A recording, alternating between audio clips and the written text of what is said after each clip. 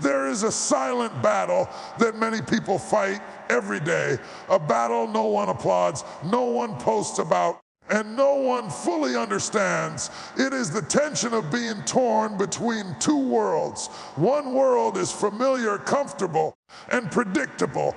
The other is unknown, demanding, and full of risk. One represents who you have been. The other represents who you are called to become. Being torn does not mean you are weak. It means you are aware. It means growth is knocking at your door and comfort is begging you to stay. The pain you feel is not confusion. It is transition. Many people delay their destiny because they try to keep both worlds alive. They hold on to old habits while reaching for new purpose. They pray for change, but protect what no longer fits. But growth requires a decision. You cannot walk forward while anchoring yourself to the past. The struggle intensifies when both sides feel valid. The past gave you identity, survival, and safety. The future demands faith, courage, and obedience. One feeds your fears, the other stretches your faith. One applauds who you were, the other calls out who you could be. The danger is not in being torn. The danger is in staying torn too long. When you refuse to choose, life chooses for you. Opportunity expires, momentum fades, and purpose waits patiently while comfort slowly suffocates you. Sometimes what you are holding on to is not evil. It's just expired. It served you in one season, but will sabotage you in the next. You don't outgrow things because they were wrong. You outgrow them because you changed. Letting go is painful, but staying stuck is deadly. Growth demands separation. Destiny demands sacrifice. And becoming requires courage to disappoint who you were so you can honor who you are becoming. If you feel torn, don't panic. It means you're standing at the doorway of transformation. Make the choice. Step forward. Trust the pull. The pain of leaving will never compare to the regret of never becoming. Being torn is not a sign of weakness, confusion, or instability. It is often the clearest evidence that transition is taking place. When a person is torn, it means they are standing in the narrow space between what was and what is trying to be born. This space is uncomfortable because it does not allow certainty. You can no longer live fully in the old, yet you are not completely established in the new. This in-between place stretches the mind, tests the heart, and exposes the soul. Many people misinterpret this tension as failure, but in truth it is the pressure that accompanies transformation. Every meaningful change in life begins with internal conflict. Before habits change, there is discomfort. Before growth becomes visible, there is resistance. When you start to sense that the life you are living no longer matches the person you are becoming, something inside you begins to pull in two directions. One part of you wants safety, familiarity, and control. Another part longs for purpose, growth, and alignment. This tug of war creates emotional exhaustion, self-doubt, and moments of fear. Yet these feelings are not signs that you are lost. They are signs that you are evolving. Transition is rarely announced with clarity. It does not arrive with a loud voice saying, "Now you are changing." Instead, it whispers through restlessness, dissatisfaction, and holy discontent. You begin to feel uneasy in spaces that once felt comfortable. Conversations that once energized, you now feel empty. Routines once brought peace now feel restrictive. This discomfort is not random. It is an internal signal that the current season can no longer contain the future that is forming within you. Being torn is painful because it forces you to confront yourself honestly. You must face the gap between who you are and who you know you should be. This confrontation exposes fears you have avoided. wounds you have ignored, and patterns you have defended. Growth does not simply add new layers, it often removes old ones. And removal hurts. It feels like loss, even when what is being removed is no longer healthy. The pain of being torn comes from realizing that staying the same will cost you more than changing ever will. In this space of transition, many people try to numb the tension rather than understand it. They distract themselves with business, relationships, or noise. Others rush decisions just to escape the discomfort. But rushing through transition often leads to regret. The tearing is necessary because it prepares you. It strengthens discernment. It teaches you to sit with uncertainty without collapsing. Those who learn to endure this tension develop resilience, wisdom, and depth. Those who avoid it remain shallow, repeating cycles they were meant to outgrow. Being torn also reveals priorities.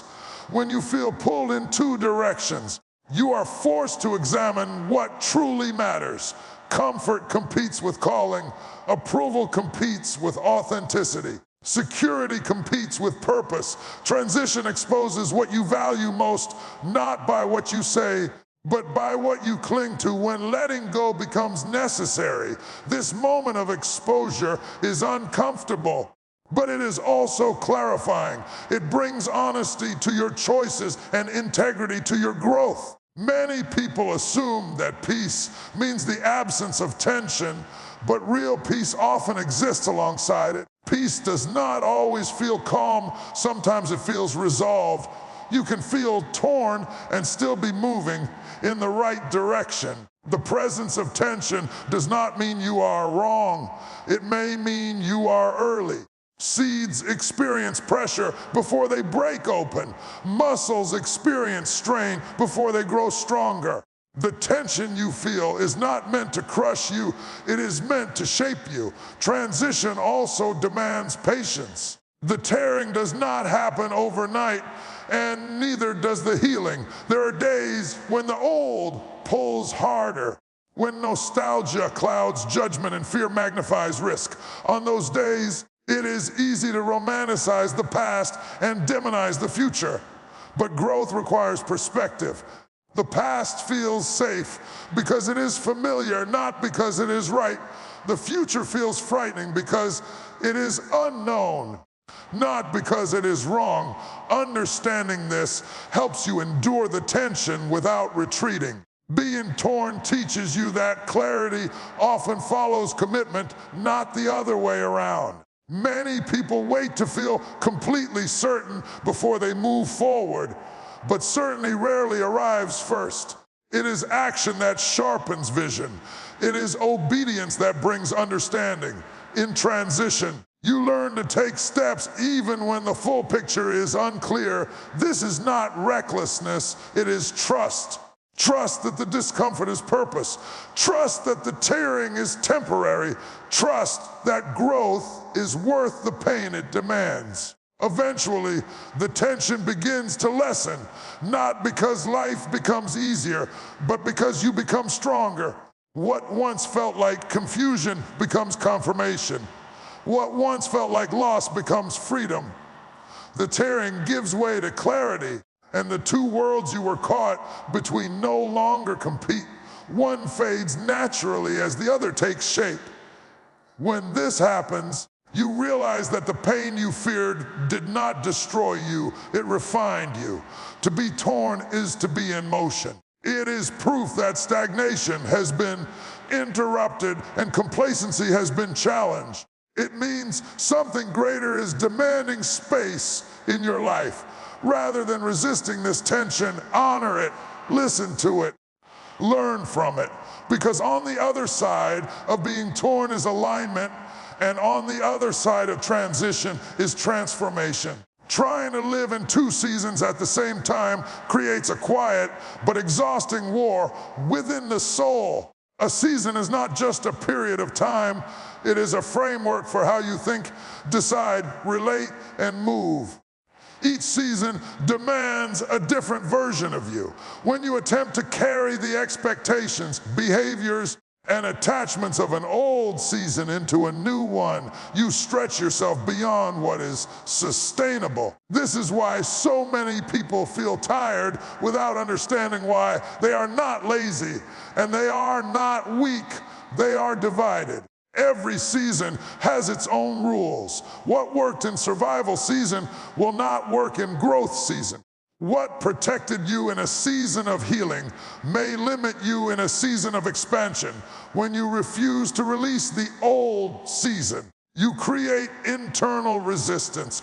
Part of you is trying to evolve, while another part is desperately clinging to familiarity. This internal split drains emotional energy, clouds judgment, and slows progress. You feel busy but unfulfilled, active but unaligned. The danger of sustaining two seasons at once is that it creates confusion about identity. You no longer know which version of yourself is in charge. One moment you are bold, visionary, and ready to move forward. The next moment you retreat into fear, habits, and mindsets you thought you had outgrown. This back and forth creates instability. You start questioning your own growth, doubting your instincts, and mistrusting your decisions. In reality, the problem is not that you are regressing. It is that you are trying to obey two different internal languages at the same time. Old seasons speak in the voice of safety and predictability. They remind you of what you know, where you've been accepted, and what has kept you alive so far. New seasons speak in the voice of purpose and possibility. They call you into unfamiliar spaces, demand new disciplines, and require faith over comfort. When both voices are given equal authority, you become paralyzed. You hesitate at doors meant to be open and linger in rooms meant to be left behind. Many people try to compromise between seasons, believing they can slowly transition without fully letting go. While transition does take time, compromise often becomes an excuse for avoidance. You say you are preparing, but deep down you are postponing. You say you are waiting for the right moment, but the truth is you are waiting to feel safe. Growth rarely feels safe. It feels necessary, and necessity often disrupts comfort. Sustaining two seasons also affects relationships. Old seasons come with familiar connections, shared language, and mutual expectations. New seasons require new boundaries, new conversations, and sometimes new companions. When you try to hold on to relationships that no longer align with who you are becoming, you begin shrinking yourself to maintain peace. You stop speaking honestly. You dilute your vision. You apologize for your growth. Over time, this self-betrayal creates resentment, not just toward others, but toward yourself. The exhaustion that comes from living between seasons is not always physical. It is emotional and spiritual. You wake up tired because you are carrying unnecessary weight. You replay decisions in your mind because you are afraid to fully commit. You feel restless because your inner life is out of sync with your outer actions. This kind of fatigue does not go away with rest, vacations, or distractions. It only resolves with alignment. Alignment requires release. Release is not denial of the past. It is acknowledgement that the past has completed its assignment. Letting go does not mean the old season was wrong. It means it was temporary. Every season is designed to prepare you, not possess you. When preparation turns into possession, growth is blocked. You cannot harvest while still planting. You cannot build while still breaking ground. Timing matters, and seasons are about timing. Fear often disguises itself as loyalty.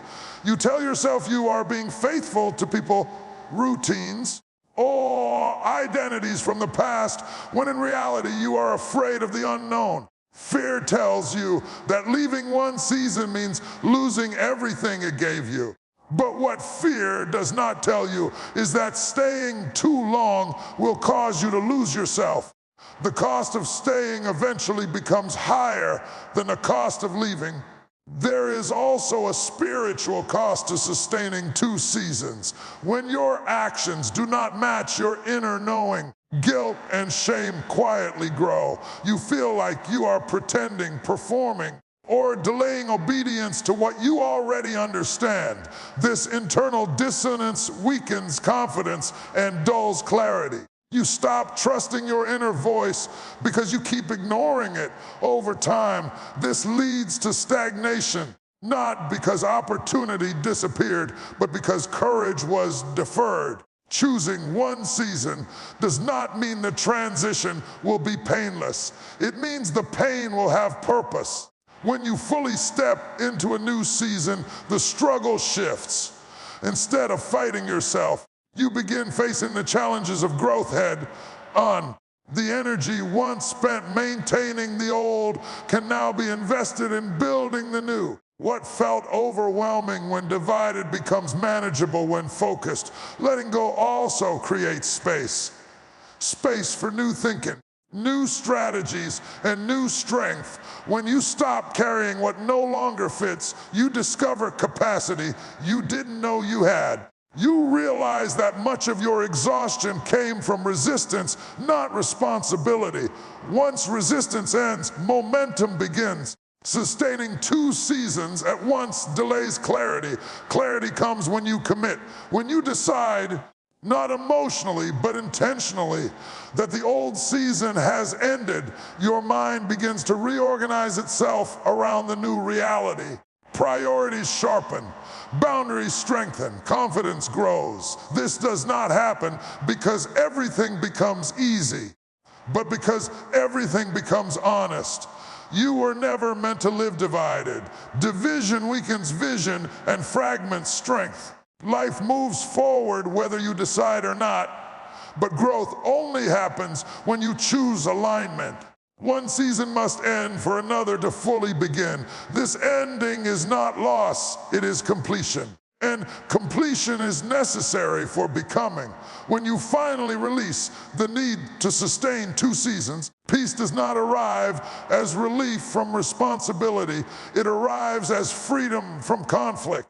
You are no longer negotiating with the past while trying to reach the future. You are present, grounded, and intentional. In that space, progress is no longer forced. It becomes natural. Destiny is never revealed in full while your hands are still gripping what no longer belongs to you. Letting go is not a casual act. It is one of the most demanding requirements of growth. Many people want change without separation, increase without sacrifice, and purpose without pain. But destiny has a cost, and that cost is almost always paid in release. What you hold on to determines how far you can go, and what you refuse to release often becomes the very thing that limits you. Letting go is difficult because the things we are asked to release are often not bad. They may be familiar routines, relationships, mindsets, or versions of ourselves that once helped us survive. They carry memories, identity, and emotional security. Releasing them feels like betrayal of people, of history, and sometimes of ourselves. Yet destiny does not ask you to dishonor the past. It asks you to stop living there. Gratitude honors the past, but attachment traps you in it. What makes letting go especially painful is that it usually happens before the replacement is visible. You are asked to drop certainty before clarity arrives. This creates fear because the human instinct is to hold on to what is known until what is next feels guaranteed. But destiny does not work on guarantees. It works on trust. Trust that what is ahead is greater than what is behind. Trust that emptiness is temporary. Trust that space is necessary for something new to enter. Many people confuse letting go with losing. Losing implies failure or defeat, but letting go is an act of intention and strength. It is the decision to stop dragging weight into a future that requires freedom. When you let go, you are not saying the past had no value. You are saying it has completed its assignment. Everything that enters your life has a purpose, but not everything has permission to stay forever. Discernment is knowing when something has served its time. Destiny requires sacrifice because growth demands capacity. You cannot carry everything forward, just as a tree sheds leaves to survive winter and make room for new growth. You must release what no longer nourishes you. Holding on too long creates stagnation. You begin repeating lessons instead of advancing to new ones. Life keeps presenting the same challenges, not to punish you, but to show you what you have refused to release. Letting go also confronts identity. Often, what you are releasing is not just an external thing, but an internal definition of who you are. You may have identified yourself by your pain, your role, your struggle, or your past success. When destiny calls you forward, it challenges these identities. It asks you to become someone unfamiliar, someone untested. This is unsettling because it requires humility. You must admit that who you were is not sufficient for where you are going. Fear plays a powerful role in resisting release. Fear tells you that if you let go, you will be exposed alone or unprepared. It magnifies the risk and minimizes the reward, but fear is always louder at the threshold of growth. It speaks most aggressively when its influence is about to end. If you wait until fear disappears, you will wait forever. Courage is not the absence of fear. It is the decision to move despite it. Another reason letting go is so hard is because it often involves disappointing others. When you grow, some people will not recognize you. They may misunderstand your decisions, question your motives, or resist your change. Destiny requires you to choose alignment over approval. If you let other people's comfort determine your direction, you will remain small to keep peace. But peace built on self-denial eventually becomes resentment. Letting go also reveals where your trust truly lies. When everything is stripped back, you discover what you depend on most. If your confidence was rooted in familiarity, release will shake you. If your worth was tied to performance, release will humble you. This exposure is uncomfortable, but it is necessary. Destiny is not built on false security. It is built on inner strength and clarity. The act of letting go creates space, and space is sacred. Space allows new ideas to form, new strength to rise, and new direction to emerge. When your life is cluttered with outdated commitments and emotional baggage, there is no room for destiny to operate. Many people pray for more while refusing to make space for it. Release is how you prepare the ground for what is coming. It is important to understand that letting go is rarely a one-time decision. It is often a process. There will be moments when the old tries to pull you back, when nostalgia softens the truth, and when fear whispers that you made a mistake. In those moments, you must remember why you released it in the first place. Growth always feels lonely before it feels liberating. The silence you experience is not abandonment, it is transition. Destiny does not rush you, but it does require honesty. You must be honest about what is no longer working, what is draining you, and what is keeping you from moving forward. Avoidance delays growth, but honesty accelerates it. When you name what needs to be released, you take power away from it. You stop being controlled by what you refuse to confront. Letting go is also an act of self-respect. It is choosing not to settle for versions of life that no longer align with your values or vision. It is saying that your future deserves more than leftovers from the past. This decision strengthens confidence. Even when it hurts, Each time you release something that no longer fits, you reinforce the belief that you are worthy of growth. Eventually, you reach a point where holding on hurts more than letting go. This is often when release finally happens. The pain of stagnation outweighs the fear of change. When this shift occurs, destiny feels less like a threat and more like relief. You realize that what you were afraid to release was already costing you peace.